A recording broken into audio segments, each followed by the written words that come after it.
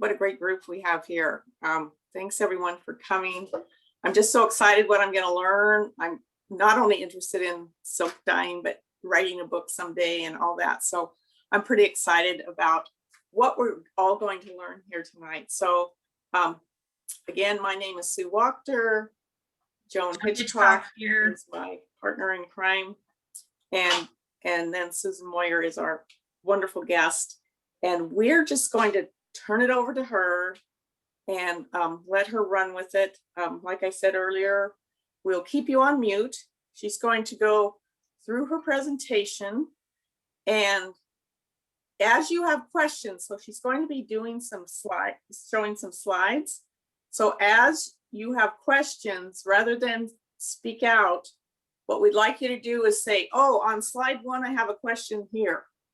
And then as the slides go through, that way, then when she's done with the presentation, we can help her answer your questions. Or actually, if you can find the chat function. Does everybody have that? Where you put your cursor at the bottom and you've got the chat up. Yeah. Good. So if you would put your question in the chat and make sure you say about what slide it is, then we can go back to those questions without you having to try to remember. Because correct. If you're anything like me, you'll go, oh, I want to ask a question about that. And then you'll. Or I'm so focused on remembering my question that I'm not paying attention. Yeah. Which isn't that hard for me to do, not pay attention. Exactly. So yeah, if you just put it in the chat, then we can come back and address your questions. Right. And so the questions at first, Susan's going to present her slides and do her presentation. Then we will talk mainly about the book. So if the book takes an hour, we might just have to invite her back for questions another time. But let's stick to the topic of the book for now. So I'm going to go ahead, Susan, and make you the star of the show here because you are. So I'm going to spotlight you. Okay, thank you. There we go. Oh, well, it's nice to be here, and it's really nice to see all the familiar faces and a few new ones. It's been a while. I'm going to talk about my history with Gouda Treatment and how it relates to the book that I'm doing right now. Some of you who have had classes with me have been introduced to Gouda Treatment. But it has always been something that has been in the back of my mind that I wanted to pursue more.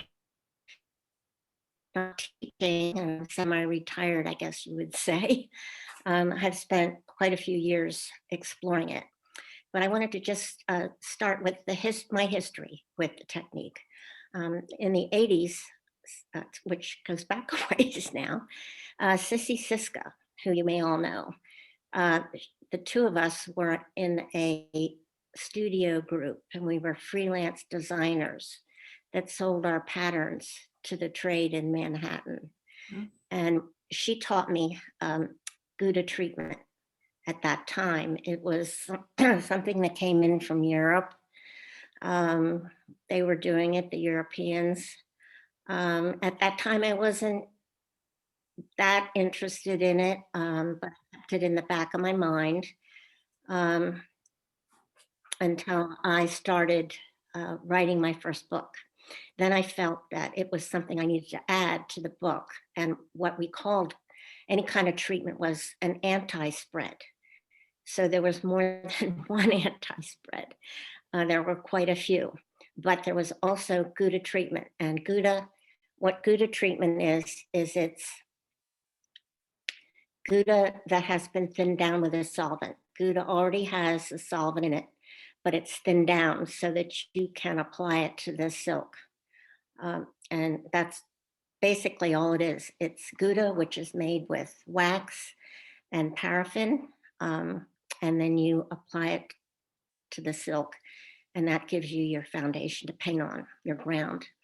So anyway, I was researching that some more, and there were other anti-spreads that were put out at the time by Sennelier and also DuPont. They both had the Gouda anti-spread. They had that thin down Gouda, which they sold. I don't think they sell it anymore, but back then they did. But they also had other anti-spreads, which I tried. And I went back to the Gouda because the Gouda can be dry cleaned out, where the other ones were permanent. And so they gave a stiff hand to the silk. And because it was working, well, as silk painters, we like to do everything from wall art to wearable art. So especially your wearable art, you don't want to have a hand in your silk, a stiff hand. So I went back to, I featured that Gouda treatment in my book, but only just a little bit because I didn't know very much about it at the time, but I did introduce it because it worked with all the other techniques, the Gouda and the wax techniques that I had in my book. It was compatible. So, and I liked that one the best. It gave me the best, by far the best results. And it also opened up possibilities for stenciling, lost and found edges, wet into wet techniques, just to name a few. So it's like working on watercolor paper, but better, much better. So as I continued to explore the technique over the years, I would demonstrate it in my class at the end just to see if people were interested. And I thought that I would write my fourth book on that. So I started to really explore it for myself and for those purposes. And during that time, I had to figure out how to make Gouda because a lot of the Goudas were being discontinued, and the one on the market that was accessible wasn't working that well for me. So I figured if they're going to be discontinued and the one that was on the market wasn't working that well, I better figure out how to make Gouda. So I got a little help from some acquaintances of mine in Estonia. They showed me how. And then I went from there to refine the recipe, which is pretty darn simple once you figure it out, so that I could have control over my treatment. So in other words, I knew what was in my treatment and I knew how to control that and what to add and take out of there to make it a really good treatment. So that was my first breakthrough. The second one was when you're working on the treatment, the dye either goes into the treatment and spreads too much, or it beads up on top and you can't get it to filter down into the treatment. Well, that's because you have to break the surface tension of the silk. So I finally figured, I don't know why I didn't think of it sooner, but you know, these simple things, they take longer to figure out than you think. I took the wetting agent, which is actually our diluents that come with a manufacturer, like Sennelier had a dye thinner and DuPont had a diluent, and they were both wetting agents. So I took that and I just applied it to my Gouda treated silk and let it dry, and all my problems were solved. The dye just penetrated. It was like magic. It was like painting on, you know, just the most beautiful smooth surface with incredible control. So that was breakthrough number 3. Breakthrough number 3 was how to control the water. We get dye in bottle form, you know, it's all water's added to it. And it's too much water to really deal with when you're trying to do watercolor techniques on silk. So I took my dyes and I dehydrated them. I added gum arabic, which is in watercolor, and I dehydrated the dye.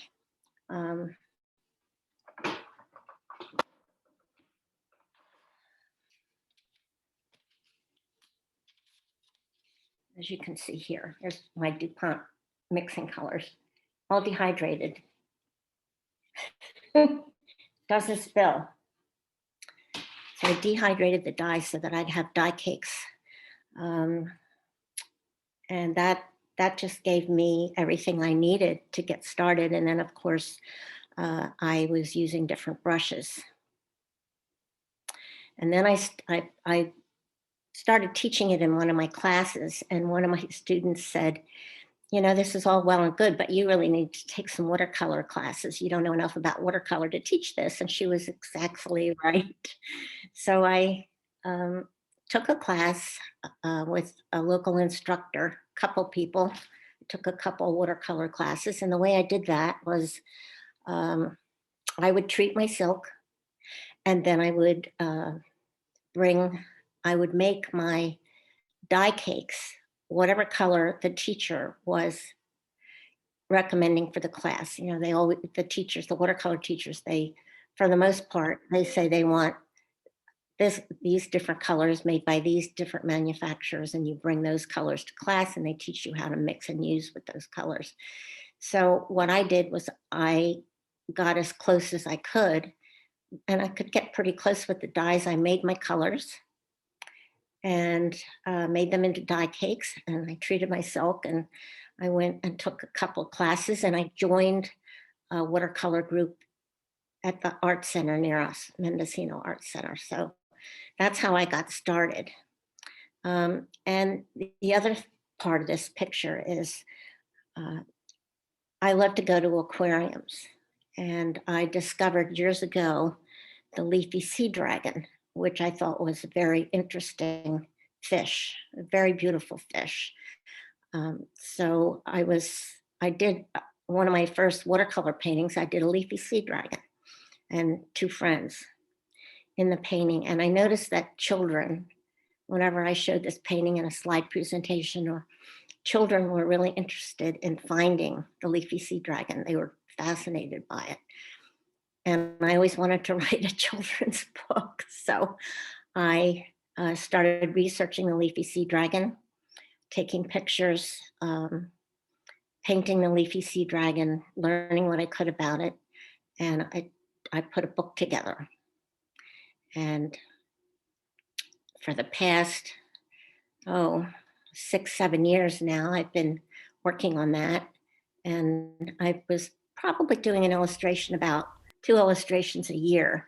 But since COVID, I had no distractions. I got 4 done. So I'm hoping that I will finish the rest of them within the next 2 years and get the book out. But I wanted to tell you about some of the other breakthroughs that I had in terms of materials that I was using. One of them was outside of the dyes, I started to use Seta silk. Seta silk is an acrylic, and I think you may know that we call it a flowing paint a lot of times, but it's really a very refined acrylic that you iron set, but it leaves a hand in the fabric. Not a lot, but it leaves enough to, if it's a wearable piece, it will wrinkle and hold the wrinkle. It won't soften up like it does on silk. But because I was doing illustrations, that wasn't a problem. And I know that Seta silk, it flows differently. It creates different effects because it has a different capillary action than dye. So I wanted to be able to use it. So I started exploring painting with Seta silk as a ground. So I would do a ground, and then I would apply my treatment, and then I would paint with dye. Let me see, I have notes on that so that I don't, well, when we go over the slides, you'll get a clear idea of the different processes I tried. And then after I applied the treatment over top of the Seta silk, I then painted with dye. And now the problem is you have dark areas where you want light areas. And that's always with silk painting, you have to keep your light areas. And I had taken a class with a local watercolor. She was a very prominent watercolorist in our area. I took one class with her. And she introduced me to these, they're called Inktense Pencils. And what they are is I believe they are like a Chinese ink, but they're in a pencil form. And she had a white one. She had a white one, and I took the white one and played with it. And I was extremely excited about my results because the leafy sea dragon, if you know the creature, has white markings on its nose, its snout, its around its eyes that are kind of semi-translucent white. They're a very unique white. And this particular pencil did the job. So I was pretty excited. So I put it through all its paces. I used it with water. I used it straight on the silk. Then I iron set it, and I steamed my little sample. And from there, I washed it, and then I dry cleaned out the Gouda, and it was fine. It stayed in. I couldn't hardly believe it.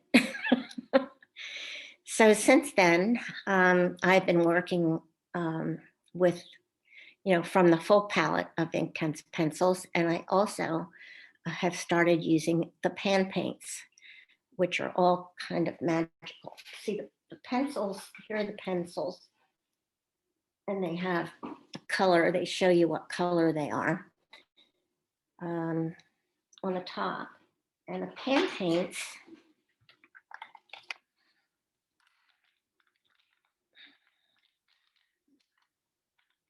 pardon me.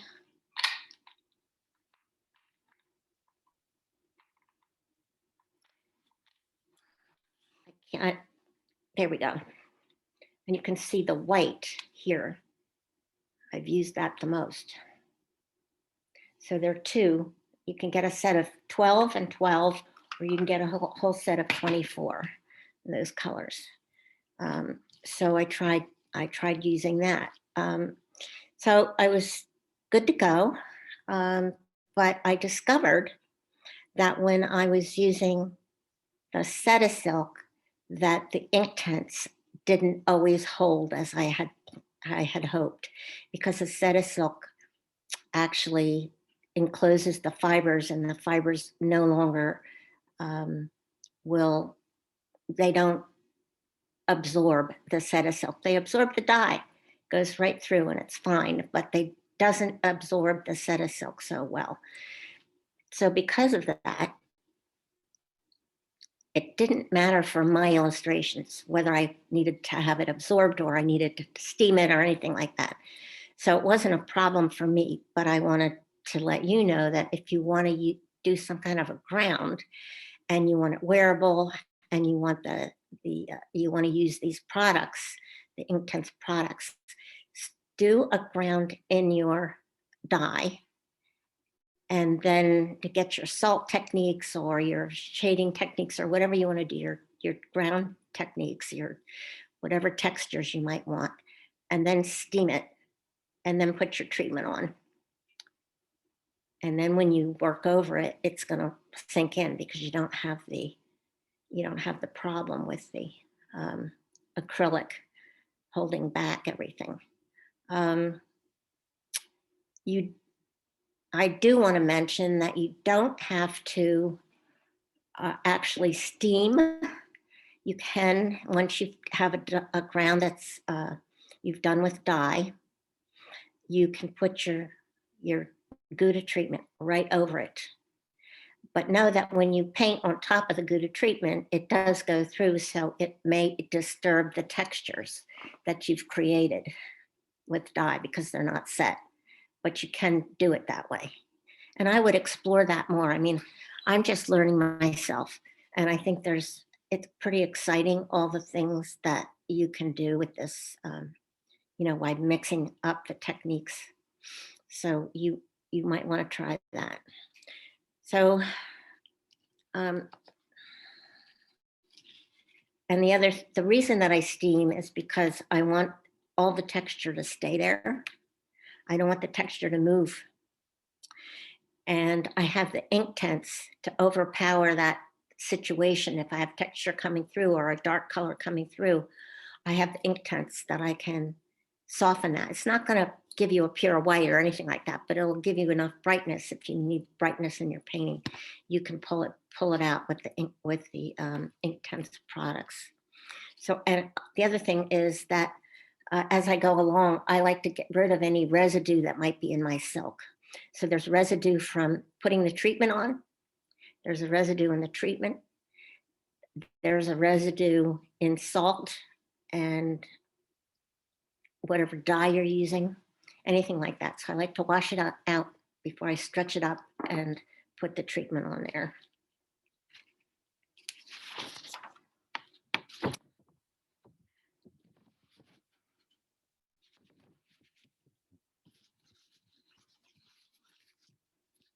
Okay, so one of the things that I wanted to just kind of list for you. Over the years, many artists have asked me, Susan, why are you bothering to do all of this work on silk when you could be doing it on watercolor paper? And I knew then that I could combine all the techniques that I know. You know, you can use wax on this too. It's quite interesting. But I have a list here I just want to read to you.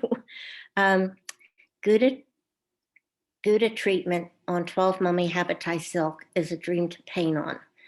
The silk adds glow to your artwork and it even makes a mud duck look good. I'm sure you've all experienced when you work on paper and you have a lot of different colors, you get muddy, but on silk, sometimes the silk just glows enough that it looks fine. So that's part of it. It's much easier to work on. And then again, I have the ability to combine traditional silk painting techniques and effects with traditional watercolor techniques and more. And then unlike paper, working on silk is more forgiving. I have taught a couple watercolor artists how to do this, and every one of them said, this is really so much more fun.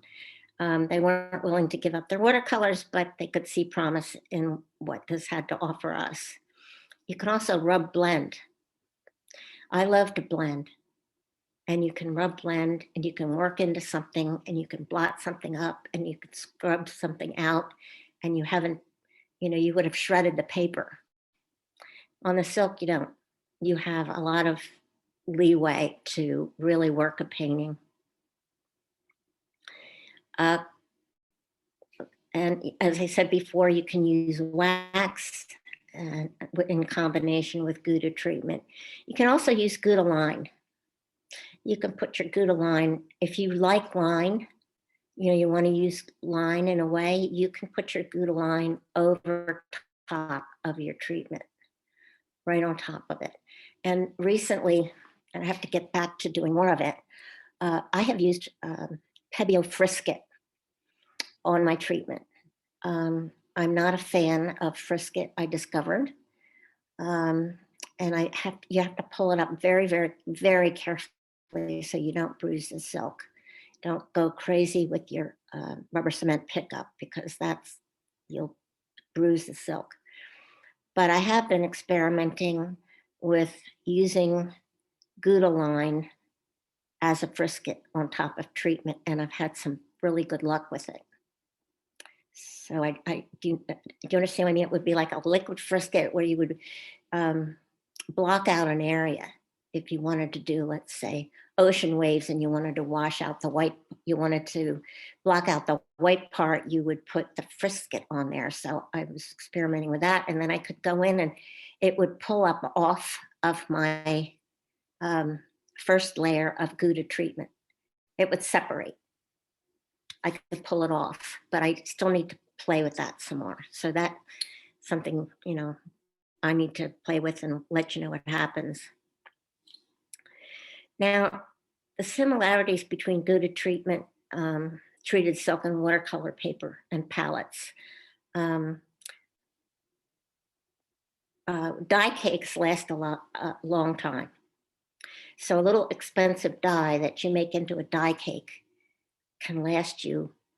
I mean, I have different palettes that I've made, stacks of them, and little pan paints that I've made of dyes, just experimenting and exploring, how to do plein air painting and how to do different things. And I had them for over 10 years now. My palettes, I mean, I have not refurbished my palette since I started my Leafy book, and I still have 3/4 of it left, if not more. So making your own palette is out of gum arabic is very easy. And even if this technique doesn't interest you, it's not something you want, I recommend making a palette just to have in your studio anyway, because all those little cups that we have dye laying all over the place that's dried up, and you label it or you don't label it, and the next thing you know, you're throwing it out. You don't have any of this. Your palette, it doesn't flake off the palette. You can just pick up your palette that you've been using, or you've been mixing your colors, and just go right back in and start using it. It's really fun. And if this ever catches on, I know that the suppliers will be making palettes for us, but they're going to charge you. So like watercolor, it's pretty easy to do yourself. So the other thing that you can do with dye cakes is you can take it on a trip. You can treat your silk, roll it up, treat it with Gouda treatment, put your dye thinner on there, your diluent, dry it, roll it up, and take your palette on a trip. You can take it across town, you can take it to another country. So there's another fun thing. And if you get your treatment on there right, you don't always need to stretch your silk. So you wouldn't need to take a stretcher with you. You could just take a board and tack it down, because when you paint, the color doesn't necessarily go through the back. So it's not wetting, it's not dripping through and back staining. So that's another thing that you might make it fun for you. Okay, so you can also do a lot of mark making with various brushes and tools that you can't do on untreated silk. And for me, the fact that I don't have resist lines, I enjoy designing with resist lines. I have nothing against them, but this opens up even more. This opens up more for me. I mean, I have a background in fine art, so I like to draw and paint. And so this really works for me. I can do negative painting, I can do lost and found edges, all of that kind of stuff. I can work with a dry brush, a loaded brush, wet into wet, wet into dry, or a combination of any of those techniques. I can stencil, airbrush, liquid frisket, and also I sometimes use a gum arabic binding medium. And you might find this works well on untreated silk in certain situations for you. Now, binding medium, all it is gum arabic and whatever else the manufacturer puts in there, but it's basically gum arabic. So I use it, I use it so that I can do glazing. So I have found that if I add a little gum arabic to my dye, I can go over a color without it. I have a little more control so that it won't lift up and start running to the edge. If that should make sense to you. So I've been using that. So especially if I want to work a blotch, or what you might call a large background around an image, I use binding medium. Okay, to be fair, I wanted to mention a few things that make this a little bit more than difficult than using watercolor paper or your regular silk painting. In general, silk painting processes that include stretching silk, steam setting dye, and dry cleaning are not fun and can be time consuming. So we all know that. So now you're adding to that because you have to make your own die cake palette and your Gouda treated silks. So those are not great. I mean, I enjoy making my palettes, but treating the silk, it's just a process. And when you're treating your silk and you're working with solvent like this, you definitely need to protect yourself. And the other thing is that in some states, the new and more environmentally friendly dry cleaning products don't remove Gouda and wax. So you have to do it yourself with a solvent. So those are the downsides. I just want to be upfront about that. So you have to protect yourself. You have to have ventilation. But once your silk is treated, that's it. You're not exposed anymore to a solvent. So I wear a mask. I wear gloves. I have really good ventilation system. If you don't have that, then you work outside. But I use, you could just go to a paint store and get yourself a organic filtered mask.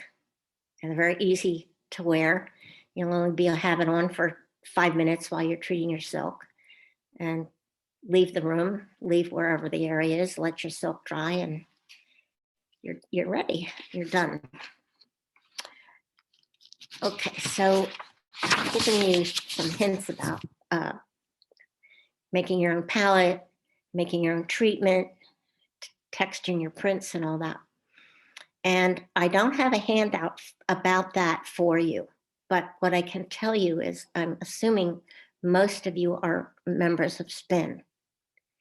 You can go on the SPIN website as a member, and there are 6 articles that I have written for SPIN that cover everything from how to make your palette, how to make your treatment, how to treat your silk, and what brushes you might want to use.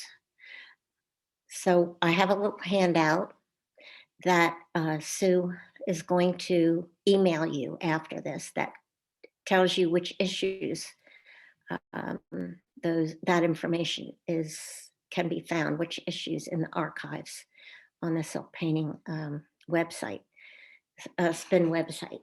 The reason that I did that is because I decided, even though I had written a huge book, I should show you, of information on what I had discovered about this technique, I felt that there weren't enough people interested to do it. A lot of pushback because there's a solvent involved. The other problem was I started feeling like I wanted to concentrate on my own work. So what I did was I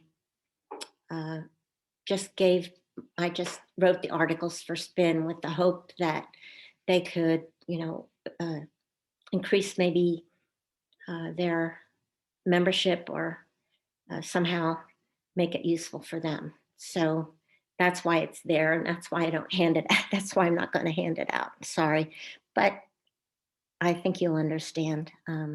Trying to support them as much as I can. But the information is there. And then if you get started and you need help, you can always call me or email me.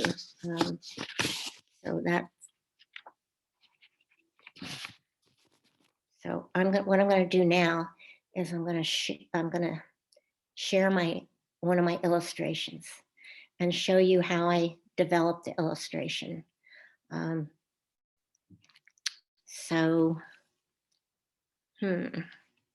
I hit share screen, right? Correct. Yes, just hit the share screen button and then find your screen, and then there'll be a second button that hits share. There we go. Look, you're looking good. Okay. All right. So I'll try and move this over. Oops, not that much. Okay, so here is an illustration. There we go. Is that better? Looks great. Tracing paper. Oh, perfect. Right there. Okay, so I do my illustrations on tracing. A lot of my design work. As a designer, I worked in tracing paper. So I build my designs that way. And what this is, uh, this is actually, this guy has a name. His name is King Leafy. So this is Leafy, and he goes all the way down here. And here's kelp and a wortweed or a wart grass. And this is Lalifa, and she's Queen Lalifa. And they're from the kingdom of camouflage. And so Leafy has gone out to find a mate. So that's what this illustration is. And he finds Lalifa. So there's my cartoon, we call them, cartoon for my illustration.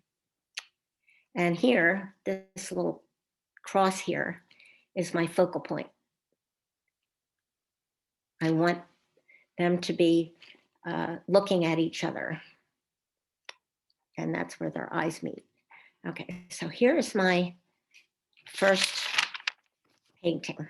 So what I do first is I do my pencil sketch. And can you see the pencil all through it? I do my pencil sketch. And then after I do my pencil sketch, right on the silk, and I use just an HB pencil. I don't want it to come out of the silk. I don't want it to wash out. I want it to be there because I find when I paint, my pencil lines just get covered up. I don't worry about them so much. So I want them to stay in the silk. I don't want them to wash out. So I use set of silk. I don't know if you know John Batiste. You may know the way he uses set of silk. Well, I didn't want to do it exactly like him, but I wanted to get that dappling light effect. So what I did is I put this ground down with some salt here over where I was putting Leafy and all the kelp and Lalifa so that I would be dappling light on them later. So that was my first step. Then after I did that, I iron set it, I washed it, and I restretched it. And then I treated it. So then I started painting. And here I was doing a lot of negative painting to try and bring out, through here, trying to bring out the tail. And then over here, the kelp and a little bit around Lalifa, very lightly, but not much yet. And here, if you notice, the head of Leafy was a little dark. And that was a problem. I tried to use discharge paste, doesn't work on, on set of silk. So I think, okay, so that's just the way that's gonna be. I'll have to solve it later. So here I'm working even more. I'm working in negative painting. I'm pulling out her shape. And then I'm painting more of Leafy all the way down, and I'm painting the background. I'm trying to separate Leafy's tail from the kelp and still create that feeling of dappling light. But you can start to see how the dappling light, that first painting that I did with Cetasilk, is giving me the dappling light. And here's more. She's even darker in the background, and I've painted more. And I've started here with using some Cetasilk on the pan paints right here on this wart grass. It's to make these, to bring out the color, lighter color. This is up in here in this area is where I plan to put a sunbeam. So I've left that white.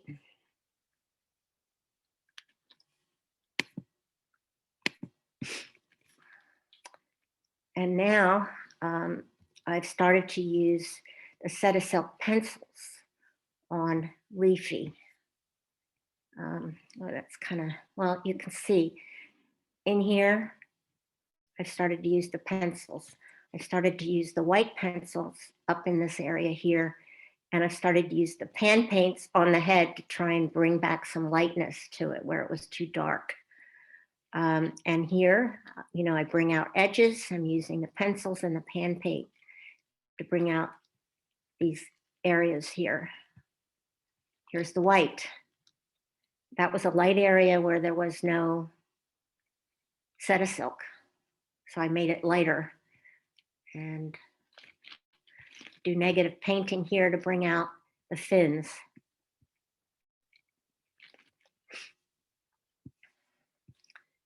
So now, there we go. Now I wanted to put, like I said before, I wanted to put a sunbeam in there. So this was just a piece of scrap that I just practiced to see if I could do it. It's just a little sample thing to see if I could get a sunbeam in there between the two of them. And I was able to do that. So here's the sunbeam. And developed the sunbeam here. And I darkened areas, trying to keep the focus here. So I'm darkening around these areas and I'm trying to bring Leafy's tail out a little more. So I'm using more and more dye and set of silk to do that. Now, Lalifa has not been painted. She's still got spots on her. So I took about this much of I reproduced that much, I printed that much of my painting out on paper so that I could play with Lalifa.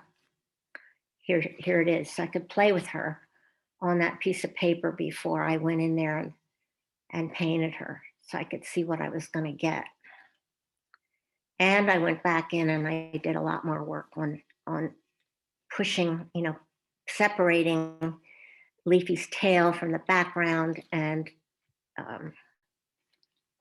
all the different appendages to try and separate them from the background. So here is Lalifa. She's painted, coming down from the top, and he sees her now.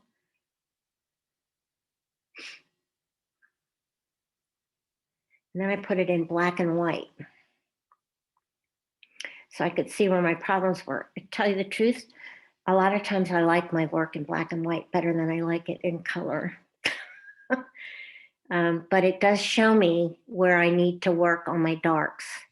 And this would be right around here is where I wanted to work more on dark and around here. So what I did, I didn't want to go back into the painting.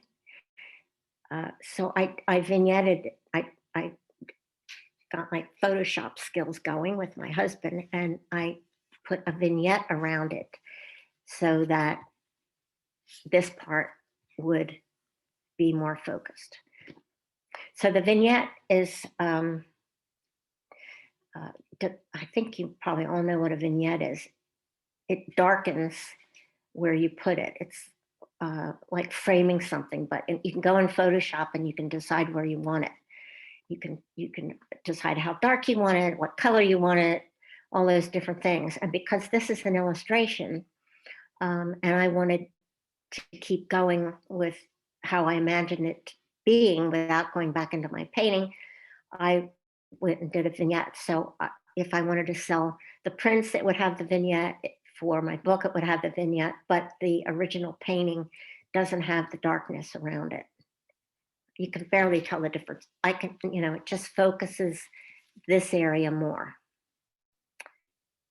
So that's the end of my little talk and demonstration, and maybe we should unmute if you have some questions.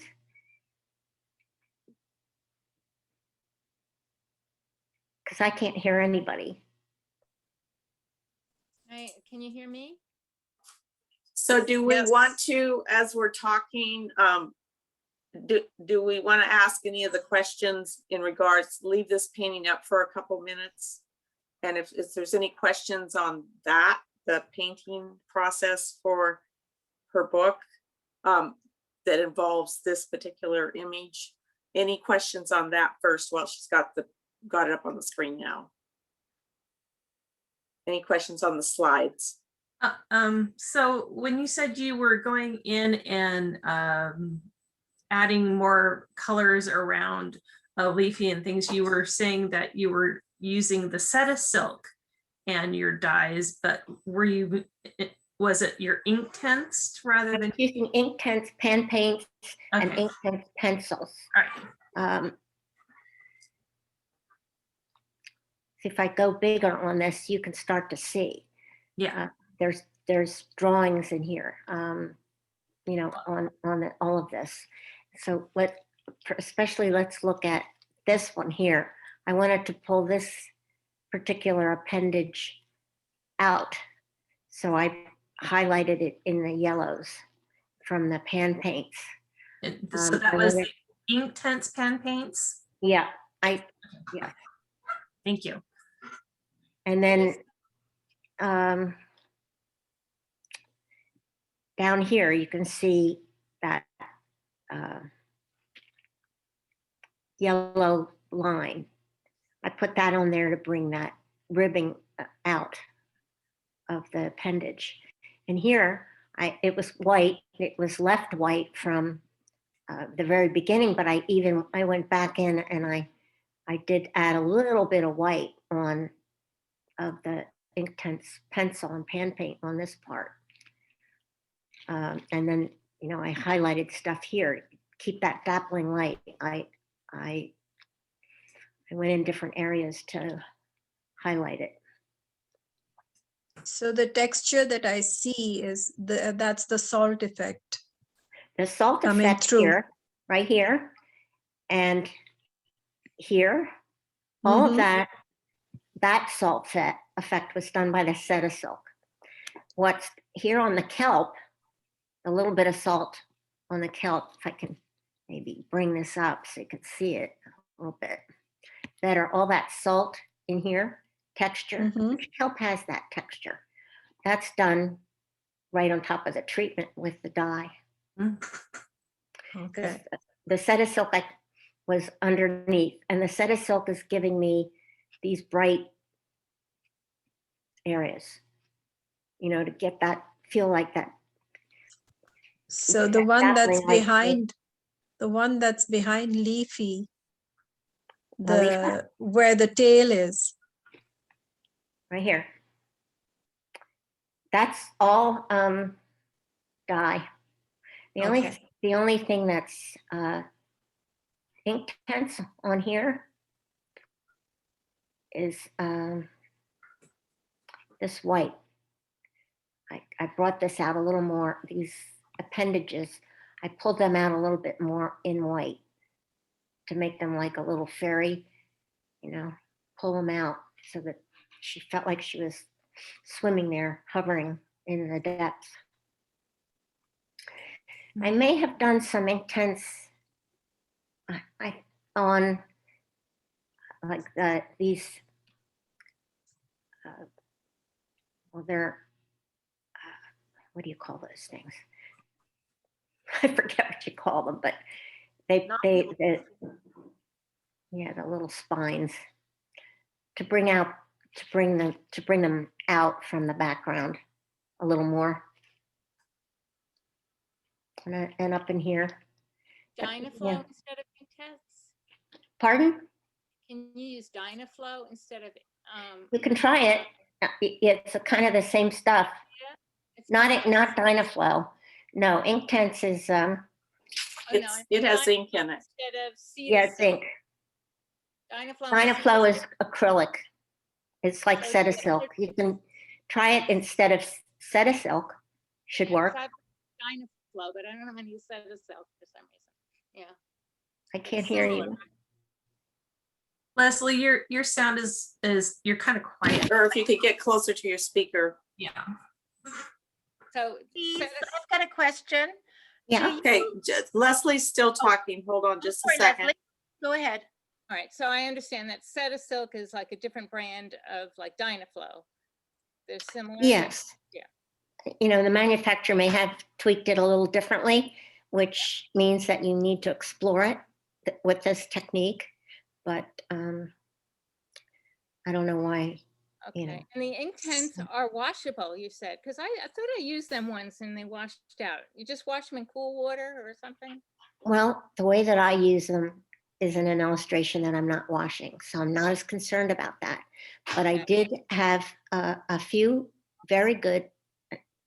Let me get up and get it and show you.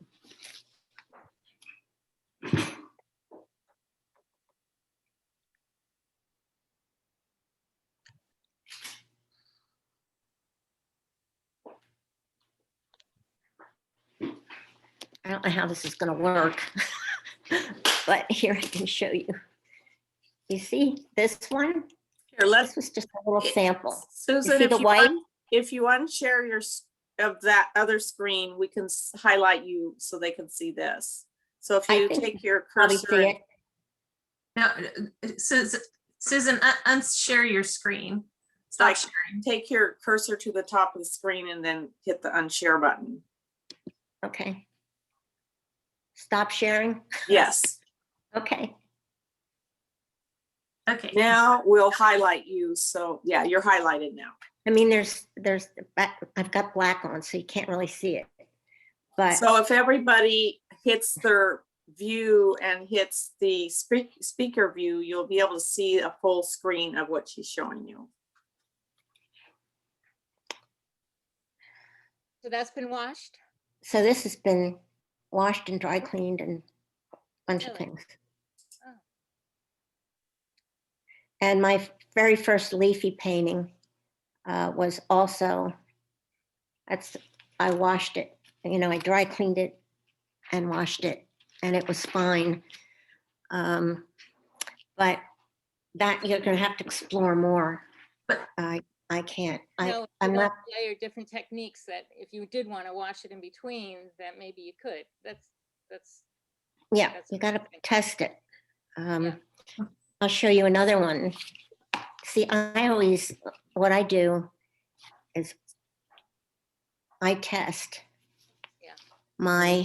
see, I have these hoops and I test on there right. before I do anything. So this one's gonna be steamed and washed before I go ahead with it. Did you are you going to heat set that before you? Yes, I'll heat set it with an iron, and then I'll steam it, and then I'll take the treatment out, and then I'll wash it. I think Susan Cunningham had a question earlier. Was that Okay. you? I did, and not the other one, but that's Zara. Do you consider your work a mixed media if we're using these different products? I would say it's mixed media, sure. Okay, I've got the pencils, I've made my own paints, and I messaged to the group that it's in the Silkworm magazine because I have made them and it was fun to do. And I had planned to take them to South Africa on a trip, and they weren't set enough. Okay. Anyways, it was a fun thing What to you're do. gonna- So I think everybody should try making What those. you want to do is, I'm still learning. And one thing that I have discovered is if you take the palette, like I showed you here, if you take this anywhere that's hot and humid, just like watercolor, they'll melt and leak all over the place. So you have to put it in something that doesn't leak. So you might want to, if you have your little pan paints, you can put the pan paint in here, or you can use,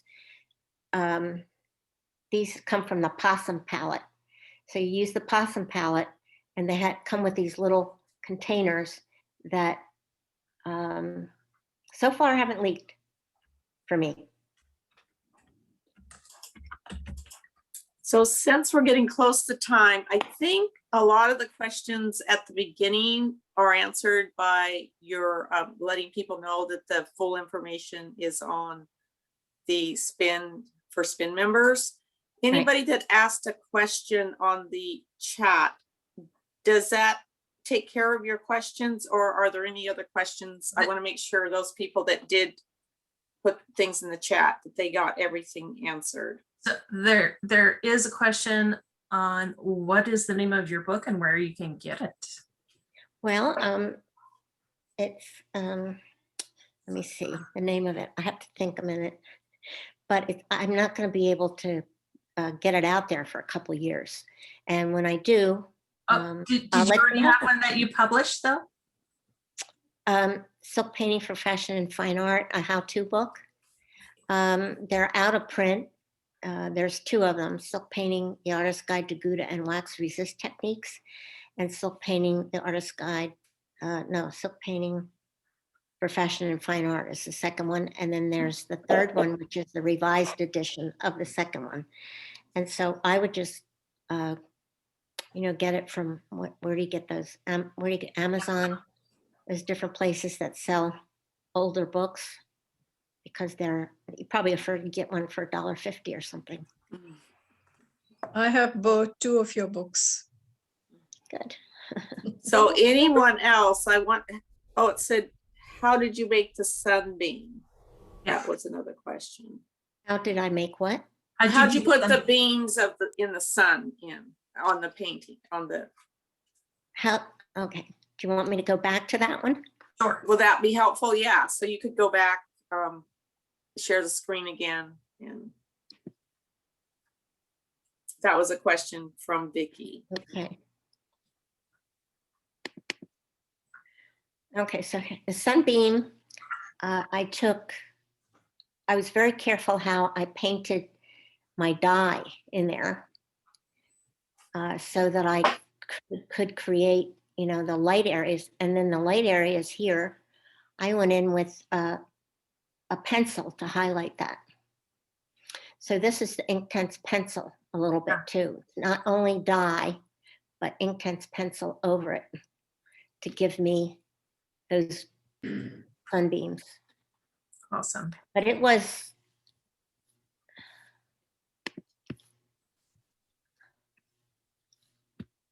let's see. So here I don't have any Inktense on it yet. Okay, Just the plain sunbeam. Then I went in and worked those areas. So all of this light area was left there in the beginning. From the very big, do you want me to go back to the beginning and show you the very, so see? Because you have your treatment left- on there, you can go in there in a very controlled manner and create those sunbeams then, right? Yes, that's the whole point of Yeah, treatment. awesome. Yep. Well, cool. what I've showed you is how you can layer all your techniques that you already have. Mhm. You can layer them. I mean, this will keep you busy forever. Exactly. All the different things you can do. So And if get tired of you it, could go back and then take your cursor up and stop sharing, then we'll get back to the other screen. okay, stop sharing. Awesome. There we go. All right, let's scroll through real quick. We're right on an hour. Can I ask a question? When Sure. is your new book going to be out? When is Your new book when will it be out? Leafy Sea Dragon book? Well, you said you had a new book. That book? Yes, I think that's Okay. the book she's talking about. Yes. Well, I was going to do a new book, but I decided to concentrate on the Leafy Sea Dragon book so I could do my own painting. And then I gave the meat of the book, I gave to Spin for their silkworm in the tools and techniques. Okay. So those of you who are not SPIN members, it is well worth the membership to go in there because there's not only Susan's been very generous there, but other artists have been extremely generous there as well about sharing techniques. So well worth the membership just for that alone, besides all the other benefits of being there. So you will get a handout that tells you the different, in the archives, which volume it is. And I'll be sending that out to everybody that signed up after the meeting. Okay. So just a quick question. Sure. Susan, the palette that you made, is there some kind of a what's it called? Solutions, how you put it all together?